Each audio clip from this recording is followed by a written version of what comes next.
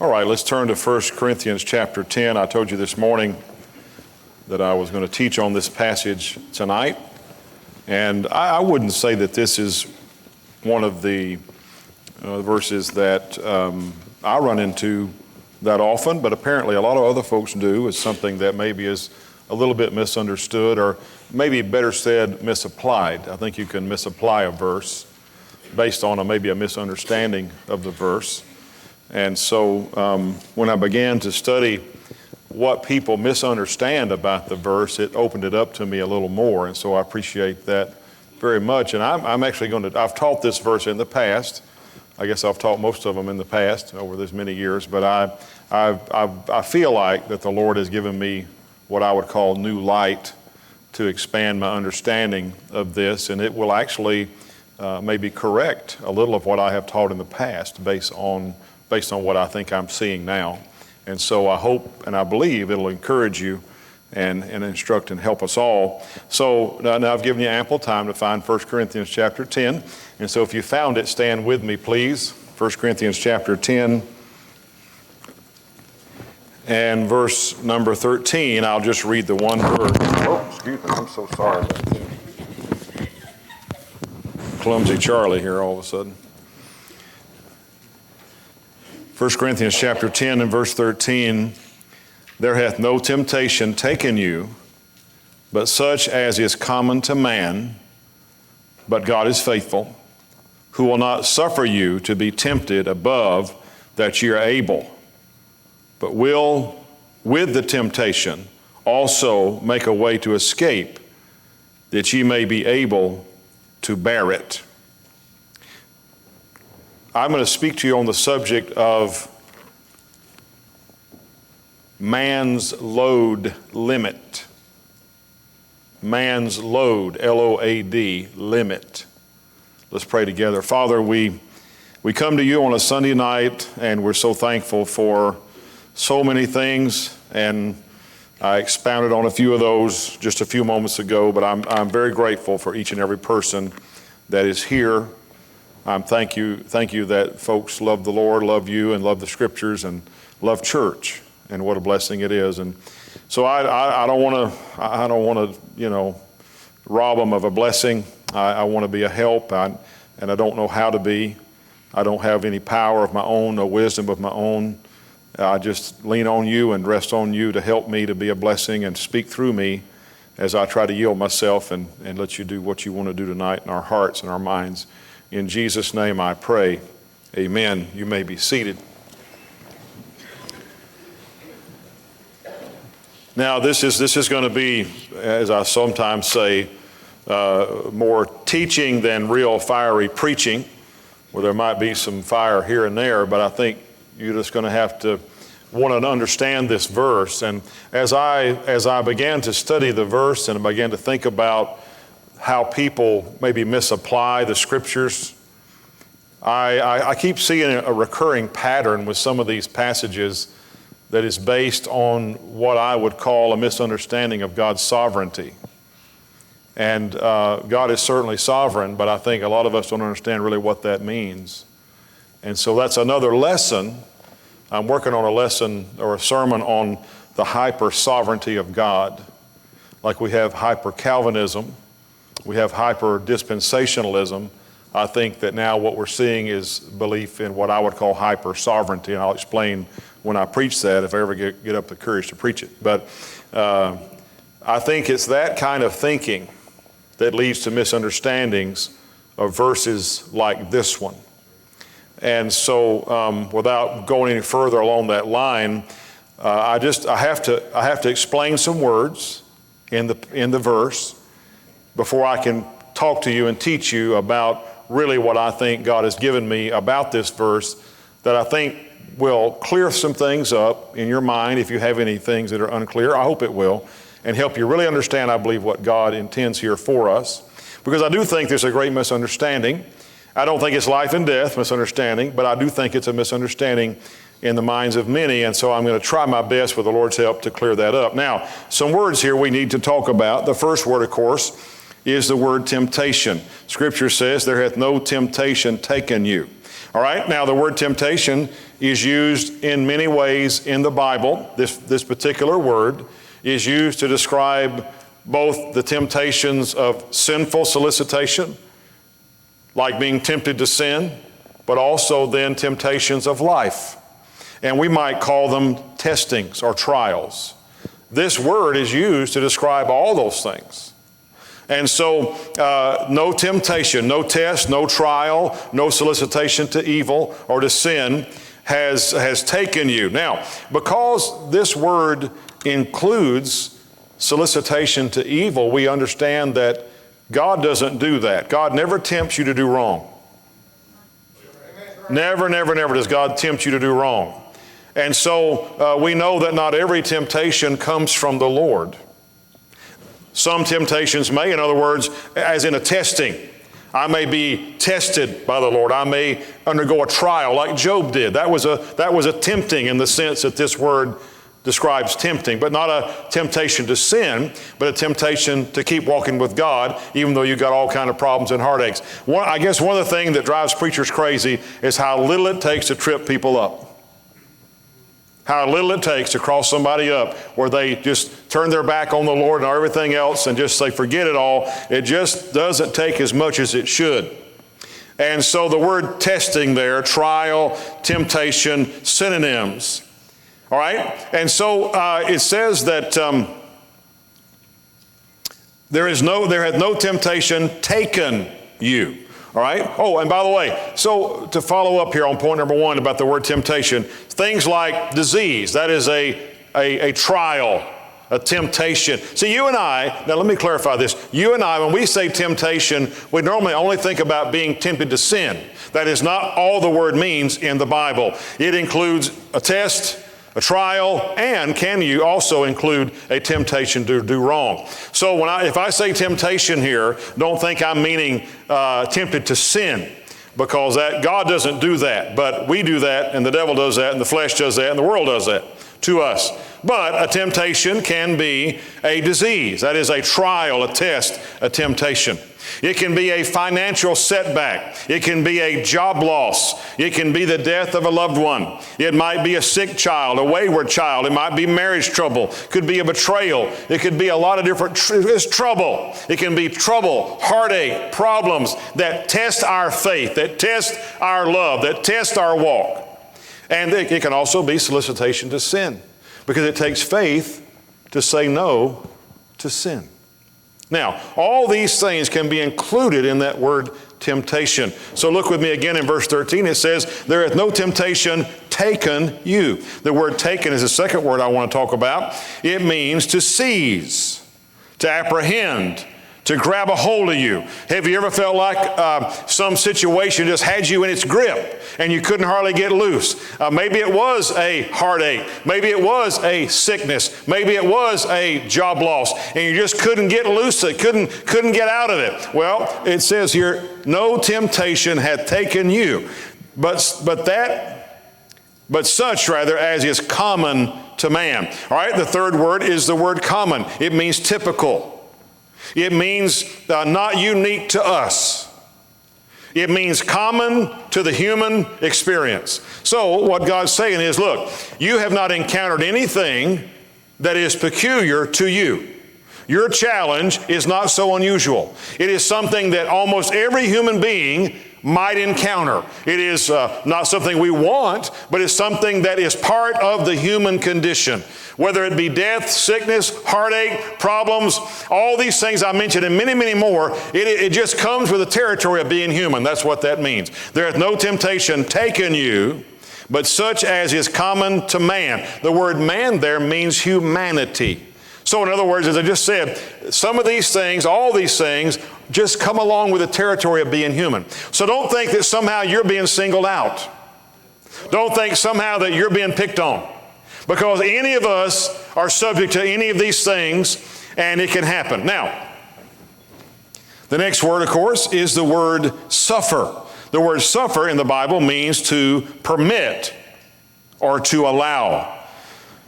Back to verse 13, there hath no temptation taken you, but such as is common to man. But God is faithful, we know what that means, who will not suffer you suffer you, will not permit or allow you to be tempted, tested, tried above that. And look at the next word. What does it say? Ye. Ye are able. Now think about that. You're not be tempted above that you are able. In other words, you have what it takes to face this and to get through it.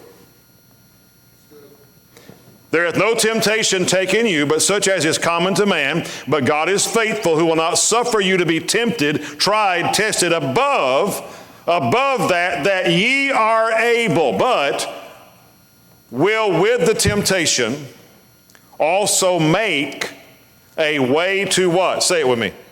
Escape. The word escape there simply means an exit.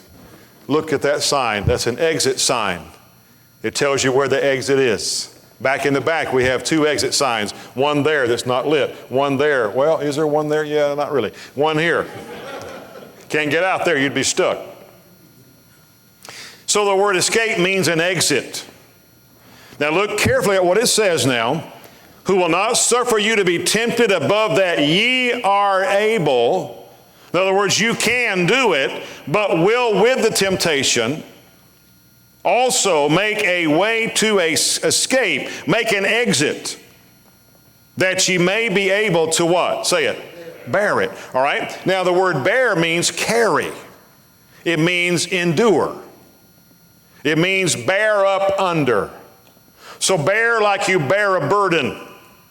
Now, this is a great verse if you really understand it.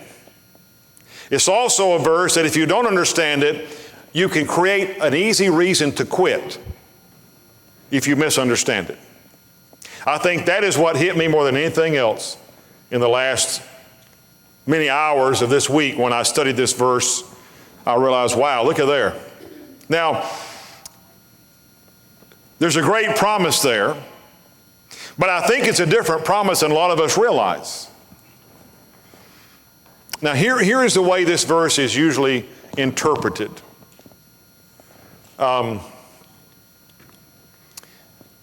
What most people feel like this verse is saying is that God knows you, true. God knows the challenges that you're going to face, true. And God knows what you can withstand, endure, or carry, also true. From this point forward, I get a little sideways with what people say, though I have believed it for years myself. That's where I'm being correcting. You know, it's good.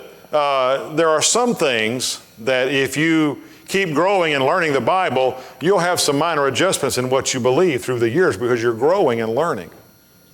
So this is one of those times I trust and I hope with me. So here's the interpretation, is that, all right, let me do this. I have a watch here. You got a watch on? Are you lying to me? Okay. He knows I would steal his watch. All right, I need to borrow 3 more watches. Show me, we got a watch? Yeah, that's a nice one there. Your wife give you that? Yeah, that's really nice. Is this an Apple Watch? Sweet. I need 2 more watches. Thank you, Mike. All right, get one from Mike over there. Now, I don't know these watches, okay? So you got to pretend with me. Let's pretend, well, that's a nice one too. Let's pretend that, I wouldn't do that. You've only been here a couple times. I'd do it to any of them. All right, let's pretend like these are diving watches, okay? At my house, I have, and I meant to bring it, but in my house I have an old Tag watch. Is it Tag Heuer? Is that how you say it? Heuer? Thank you, Charlie. I know you got money now. A Tag Heuer is an expensive watch that somebody gave it to me used many years ago, and I don't wear it. I quit wearing it years ago. And It's been sitting in my little box for years, but it is a diving watch. And let's just say that these are 4 diving watches.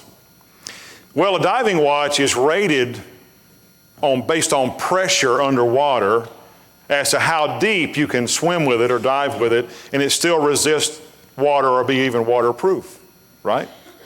And so let's just say that this watch here that Mike gave me is say it can go 25 feet under. Okay? So we got one that'll go 25. And let's say this one that, who gave me this one? Kevin, that's a mighty cheap watch. I think you can do better. And this one is Kevin's, bless his heart. And it'll go 50 feet under, all right? And this is Tim's watch, which is a really nice watch. Apple Watch. Let's say it'll go 75 feet under. And then here's my watch, which is wooden, got a wooden, I like it. And you can't have it. That'll go 100 feet under, all right? So this is 25, this is 50, this is 75, now I got 100, right? So what is this? This is 25. This will go 25 deep. This will go how deep? 50. This will go 75. This will go 100. All right. Now, most people look at this passage as verse and say, well, people are this way. God makes people like this. Where he says, okay, Mike, I'm going to build Mike where he can go 25 feet under, or he can carry 25 pounds. But I'm going to make Kevin where he can go 50 or carry 50 pounds. I'm going to make him be able to do one thing and him another, and then somebody else, I'm going to make Tim where he can withstand and endure 75 pounds or go 75 feet under. And I'm going to make the preacher where he can go 100. Now that is the typical way that we think, okay, so maybe Mike says, you know, I'm a 25, Kevin says I'm a 50, and he says I'm a 75, and I say I'm 100. In other words, what I can bear is not what you can bear, is not what he can bear, is not what he can bear, is not what he can bear. We're all different, and God made us all different, unique, and so therefore, you know, maybe I collapse at one weight and you at another. Now, that is the traditional view that I have read, even in good commentaries that I have on my computer. And so the normal interpretation says that God uniquely made us. He knows our limits. He established our limits and how much pressure we can take, and that He will not allow us to be tested beyond our personal limit without coming to our rescue by providing a way of escape so that we can get out of this trouble, this problem, this heartache that we are in, or that we can at least keep going. Because He's our designer, He's our maker, and of course that part is absolutely true. He is our designer and our maker. He knows what we can handle. So God would not ask someone that He designed to carry 25 to carry 100. God will not say to someone that can only go 20, that He made to go only 25 feet under, to go 100 feet under, because it would hurt them, it would crush them, it's beyond their capability. And you've heard it said like this. Here's what you hear. Here's the common vernacular to sum up this way of thinking is, let's say you've got a problem. And you're hurting. And you're feeling the stress. And somebody says to you, well, you know, God will not put more on you than you can bear. Right? You ever heard somebody say that? Yeah. Okay, now, I would say yes and no, but the nuance of why I say yes and no is important. Yes, but the question is, what can you bear? I mean, let's just think about the logic of I'm a 25, he's a 50, he's a 75, or he's a 75 and I'm 100. Let's take that to the next step. If God made me to be a 50, how would I know it? I didn't come with instructions. I didn't come with a number somewhere tattooed up under my hair that says, you're a 50, or you're a 75. or you're 100? How could I possibly know who is a 25, who's a 50, who's a 75, and who's a 100? I can't. However I may size myself up or someone else up is absolutely, completely speculation on my part. It is unknowable. I cannot know this. I cannot know if this is the way it works. I cannot know whether I am a 25, a 50, a 75, or a 100. Plus, think about this. If that was the way it worked, and some people can only carry 25, others 100, how would I even know how much I'm carrying? How would I know what a 75 feels like? I can't. I have no standard with which to compare it. It would all be about the way I feel. And I may be carrying 25, but to me it feels like 100. Because I have it in my mind. It would be arbitrary. And so there is no really way to know this, you see, if that's the way it works. And that's why I say it's sort of creating a way to quit. Because, if you say, well, God, I'm only a 25 and I'm facing 100, I have no choice but to cave in. I have no choice but to give in. I can't do this. It is more than I can bear. I can't bear it. And God says, oh, yes, you can. I had a lady come to my home years ago. My wife and I, she was a member of our church. Her name was Candy Shubik, and she would come in, and her husband was a merchant marine. And he came home and said, I'm going to move to another city and come get you and my boy. He moved and never sent for him, never called him, nothing. He left him, abandoned him. And she was a good lady, very faithful to church. In fact, she worked for the local television station. She did voice work. She was a godly lady, had a good son named Nathan. And she would come over to the house every now and then and just pour out her heart. And she would sit on our couch, and my wife and I would sit there with her and pray with her and try to encourage her. And she was so busy. She worked a regular 40-hour a week. She worked extra money, extra hours with voice work. She was a voicemail voice and that kind of thing, and did commercial voices, and she would make extra money doing that to support her and her son. She had him in Christian school, and she was faithful Sunday morning, Sunday night, Wednesday night. I mean, she was a soul winner. She was a tither. She was a clean lady, lived a good moral life, and she was just a wonderful lady. But she would come over every now and then, and she'd be totally overwhelmed. And she would say, I just cannot keep doing this. I just can't do it. And my wife and I would say, Candy, you can. You can. You certainly can do it. And she would say, how do you know? I said, because God said you can. He said it right here in this verse. The question is, can all of us? And I say yes. Let me paraphrase this verse for you, if I could. I think this is sort of what the meaning is. I'll illustrate it in just a moment. When I face a trial or a test or a temptation, something seizes me, grabs a hold of me, God will not allow that trial or that test to push me beyond the limits of what I can endure, but will make an exit so I can carry it. See, the escape is not that I escape the trial, because it says I have to carry it still. He's not giving me a way out of the trial. He's giving me a way to make it through the trial while I carry the weight. Tests and trials are part of the human condition from which none of us are exempt. But believers are promised that with the test, God will make a way of escape so that we can endure and withstand the trial or the test up to the point of our maximum ability. The question is, what is that maximum ability? Is it that Andrew's a 25 and Kevin Richards is a 50 and Mike's 100? If it is, how would we know that? You can't know that. So any decisions you make based on thinking what you think you know that you don't know is going to be a bad decision. That's like if you hadn't weighed.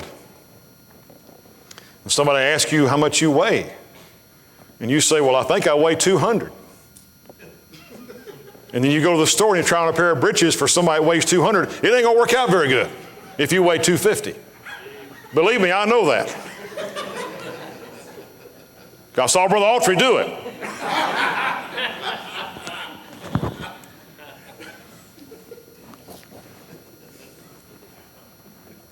How do I know what a 75-pound weight feels like? My burdens are not numbered with weight. The pressures that I face are not numbered. I can't know that. Can't know it. Our trials don't come with, this trial weighs 39 pounds. They don't, it's not the way it works. So we can't know these things. And if it works with a 25, 50, 75, 100, then we got a world of confusion going on. So the verse is not telling us that God will not make us carry the load. He's telling us how to carry the load. He's telling us we can carry the load. Think about this. The Bible says that with the temptation, God makes a way of escape, that we may be able to bear it. With the temptation, God makes a way of escape. The word escape again means an exit. But now that doesn't mean we see the exit immediately. No, it doesn't mean that. It doesn't say that. We read things into the text that aren't there. It says the exit exists. It doesn't say I get to see it immediately. It is sort of like if you were trying to find your way along and you were blindfolded and carrying a heavy weight and you barely could make it, and you had someone next to you that wasn't blindfolded and said, look, you just got 10 more feet to go. Just 10 more feet. And they're coaching you and encouraging you. Just take one more step, one more step, one more step, one more step, one more step. But if you didn't know that somewhere, you got to trust that coach. If you didn't know that somewhere along the line you would cross a barrier or find a way out, that weight would be lifted from you, you might quit just shy of the exit. But God says, you know what? You may not see the exit right now, but trust me, there is one. And you may not see it until you get right up on it. You know, I have a reputation in my family, in my driving.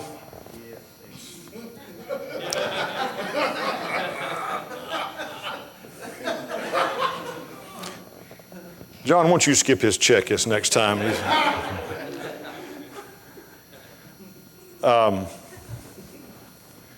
Well, first of all, they call me Grandpa Jones, which is an unjust accusation. I drive around-ish the speed limit. I may not like Laura Carter Ropley. I don't go 80 miles an hour in a 40 zone. God help. I'm not so like some of you lead-footed folk. I believe in obeying traffic laws. Amen. Sort of. But I have a reputation of my wife and I are going somewhere, and we're driving along, and we're trying to find out where to get off the freeway, and my reputation is this. We pass the exit, and I say, oh, there it was. Happens all the time. My wife will tell you. She says to me, you always have to drive by it first. And I say, that's a strategy to make sure there's not an ambush. Drive by it first. You never know when your enemy's going to be waiting and laying in wait for you. I drive by and see if they shoot at the car. If they do, I keep on going. There's Presbyterians out there. They're dangerous. And I drive by it first. And usually I see that exit when I get right up on it, but it's too late to take it. You know, I say, oh, there it went, there it went. Well, see, sometimes the exit that God has for us when we're in a test, we don't get to see that exit when it's way down yonder. Now, sometimes we may. But I think a lot of times we have to walk by faith. And we don't get to see the exit until we walk, we carry our burden, we walk, no exit. We carry our burden, no exit. We don't see it anywhere. We carry our burden, no exit. Another step, no exit. All of a sudden we take a step, there it is. There's our exit. When the exit comes in, I get to put my burden down and take the exit. So God does provide an exit. He promised us that. That doesn't necessarily mean we get to see it first minute it's there.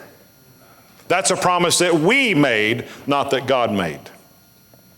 Now, Here's all that to get to this point.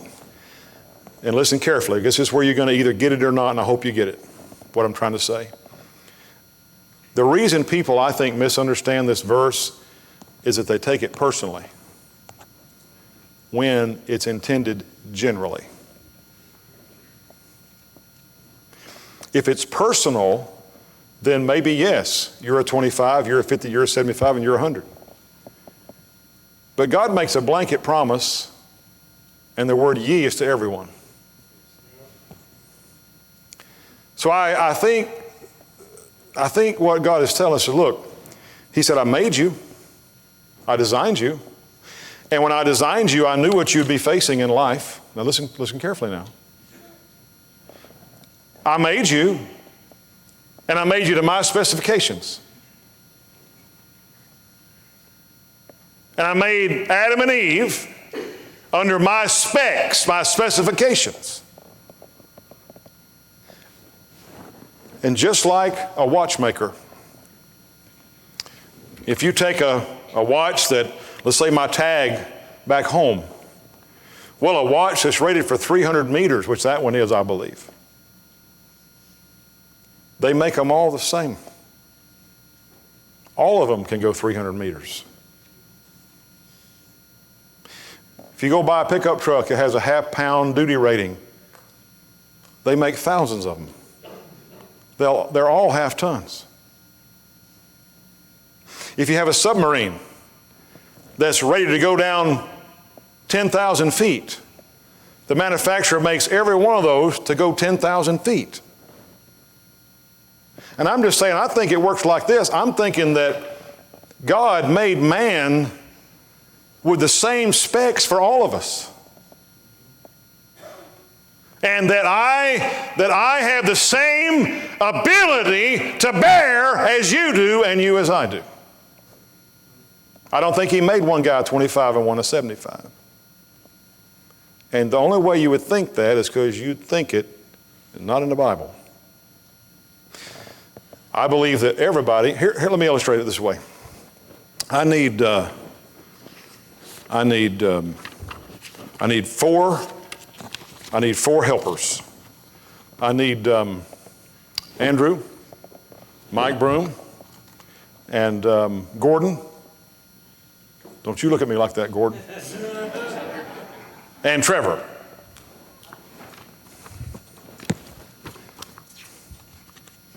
All right, so we're going to start right here with Gordon.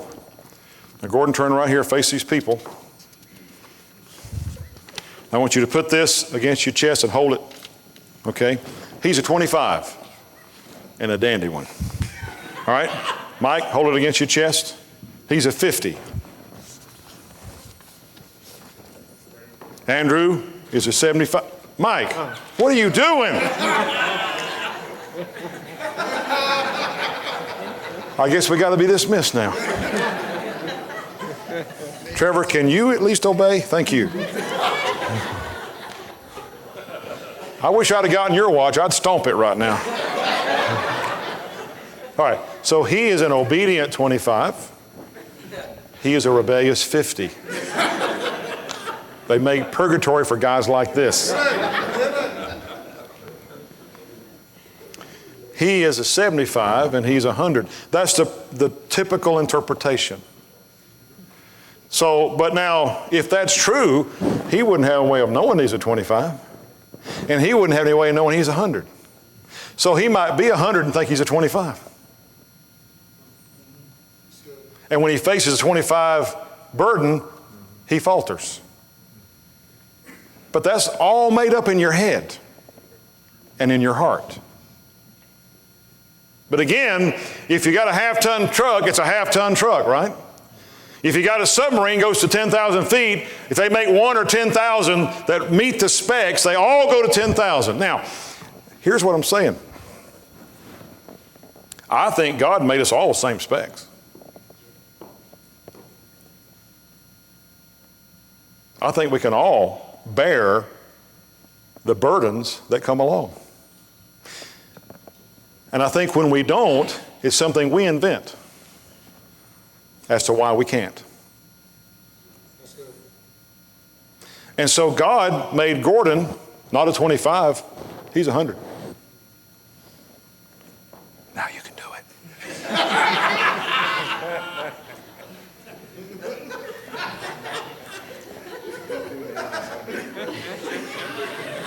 He may not really be 100, I don't know. But I love you, man. He's 100.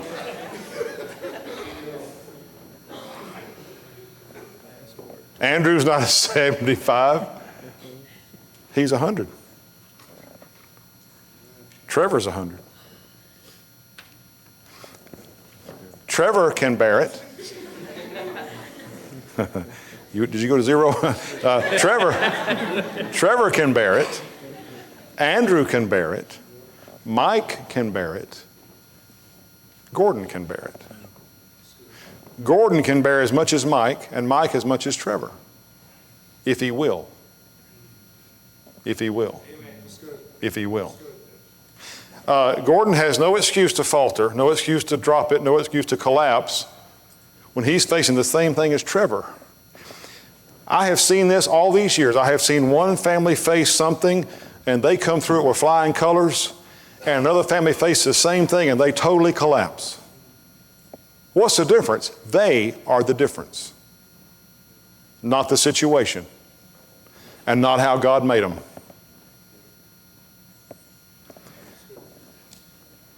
There hath no temptation taken you, but such as is common to man. But God is faithful, who will with the temptation make a way to escape, that ye may be able to bear it. Question arises, right? Well, how do I know when I've reached this limit? I'll tell you how you know. When you see the exit. God will let you see the exit when you've reached your limit. And God will show it to you. Until then, what do? You just keep on carrying it. If God says you can carry it, you can. He made you. Would a guy that made a submarine that's good to 10,000 feet take it to 30,000 feet down? No. He knows it's only good to 10,000. Would a man who designed a watch to go 100 meters drop it in the Atlantic Ocean and let it go 1,000 feet? No. He knows what it can withstand. He made it. So would God allow me to sink beyond what I can bear? No, He made me. He knows me. He knows what I can bear. All I'm saying is He made us all that way. And the difference between me and somebody that makes it, somebody that carries it, is me. My decision, not my capability. I have to understand, look, like I told Candy Shubik, you can carry it. Why? Because God said you can. God doesn't lie. You have no excuse to lay down and quit when God said you can bear it, carry it, until the exit shows. 100, 100, 100, 100, 100, 100, 100. All of us have the God-designed ability to carry, and then when we meet the end of that God-designed limit, God says, okay, that's all a man can take. Not just this man, but man. That's all mankind was designed to handle. That he's about to exceed his limits of burden bearing. He's about to handle, he's about to come to the pressure, all the pressure he or she can stand. I didn't make them to bear anything. There is a limit. And when the limit comes, God says, okay, now the next step you take, you're going to see the exit. But here's the thing. If I presume that I am unable, if I presume that I don't have what it takes to carry, and the exit's over there where Zach is, I may just lay it down right here. And what a shame. I may quit right here. I may turn back right here. I may just give it all up right here. when I had it in me. The verse says, look at it again. I made this point earlier, but let me drive it home. And we're about done here. Verse 13, there hath no temptation taken you, but such as is common to man, to mankind, but God is faithful, who will not suffer you to be tempted above that, what's that next word? Ye are able. Sometimes, and don't misunderstand me, I hope you won't, sometimes instead of praying for a miracle, we just need to take another step forward. Because God designed us to do it. And He says, ye are able. Ye are able. It's like when somebody, asks you for help. And you say, well, what are you doing to try to solve your problem?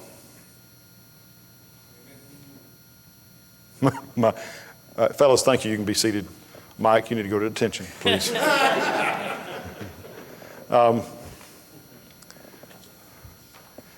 Jacob, we tried a new restaurant the other day. It's called El Sombrero. And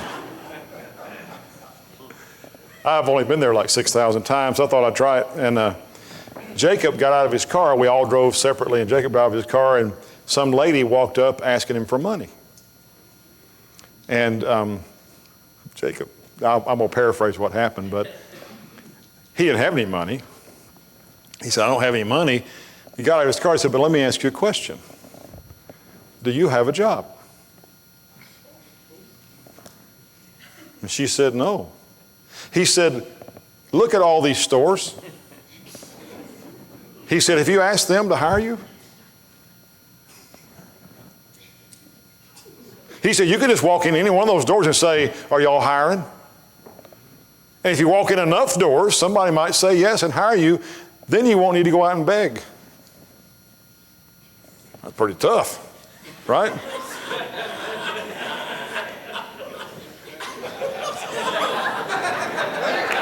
Huh? But you kind of like it, right? And so what he's trying to say is, okay, you're asking me for help, but what are you doing to help yourself?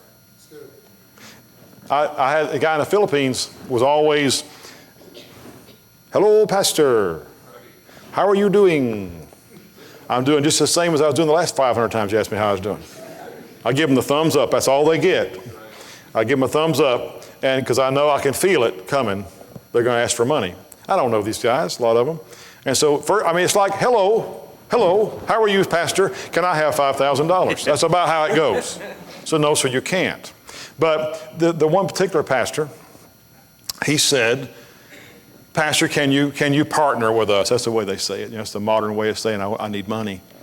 And I said, well, sir, I don't know you. I don't know your work. I hadn't been to your place. And he kept on talking to me and pestering me and asking me. And finally, I just said, you know what? I said, let me ask you a question. I said, how much time do you spend on the internet asking folks to give you money?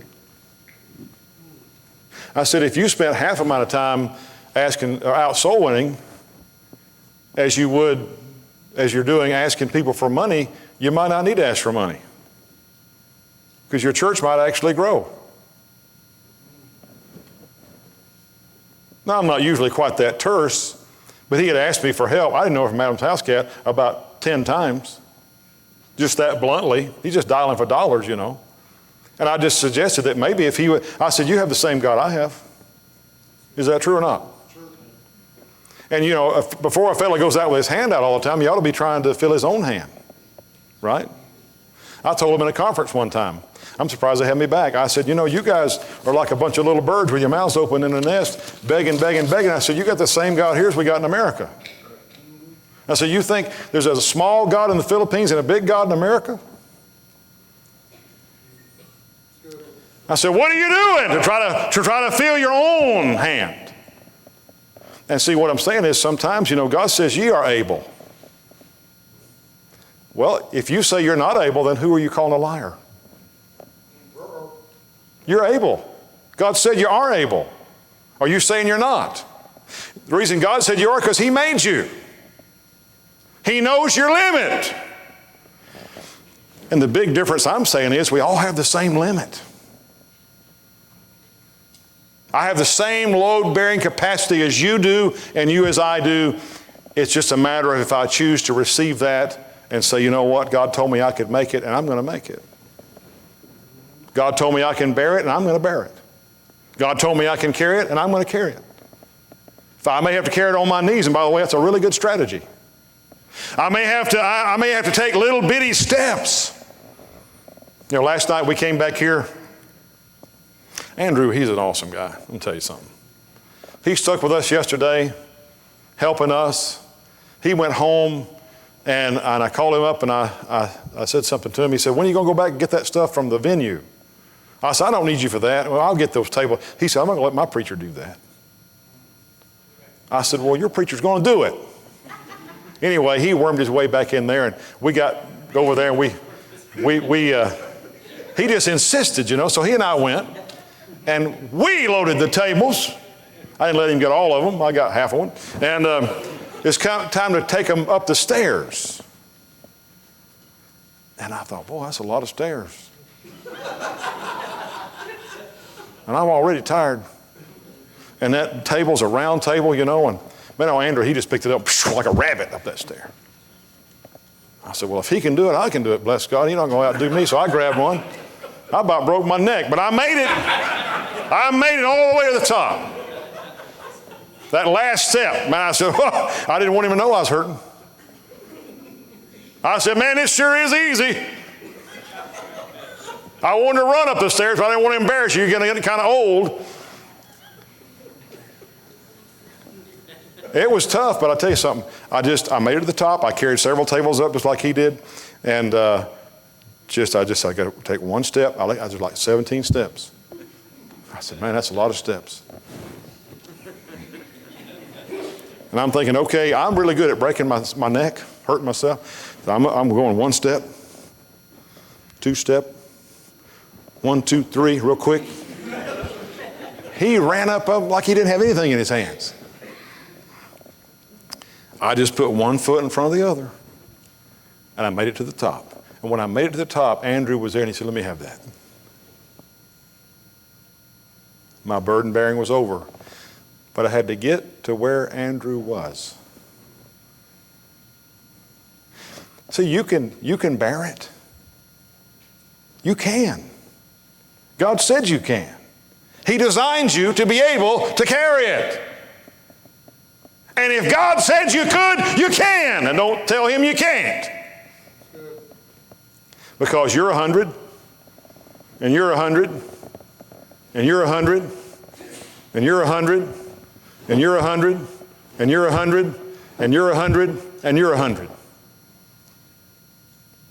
You can bear it. You can carry it. You don't have to fold up like a cheap tent in the wind. And so no matter what you're carrying, you're not overloaded until God says, there's the exit. And when the exit shows up and he takes that from you, it's all good. But in the meantime, just take one more step by faith and say, Lord, you told me I could carry this. And I'm not going to predetermine my own failure by judging myself to be a 50 or a 60 or a 75 or a 25. And think about this in closing. If we're all the same, look at somebody who carried your weight and actually carried it and say, if they can, I can. Because we're built the same way from the factory. Miss Balls is back there. She's sick. She's wearing oxygen. If she can, I can. Miss Betty's got everything in the world wrong with her. She's not here tonight, but she almost always is. If she can, I can.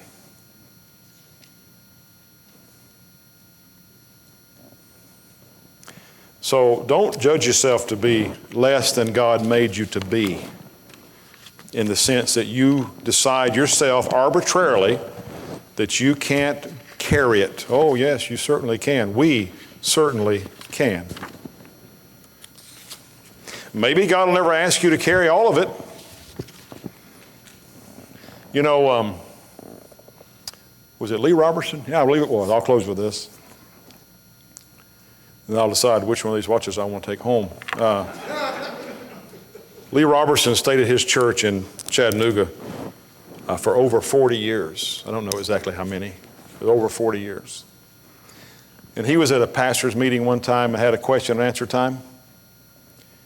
And some young pastor or middle-aged pastor, everybody, he said, was young compared to him at the time. He was an older pastor. And they said, Brother Robertson, how did you manage to stay at your church for over 40 years? He said, well, son, I'll tell you how I did that. He said, remember that time you had trouble in your church? And you got real discouraged and you left? He said, I didn't. I didn't leave. I decided to carry it. I just didn't move along because things got a little bumpy. I didn't just lay it down when things got tough.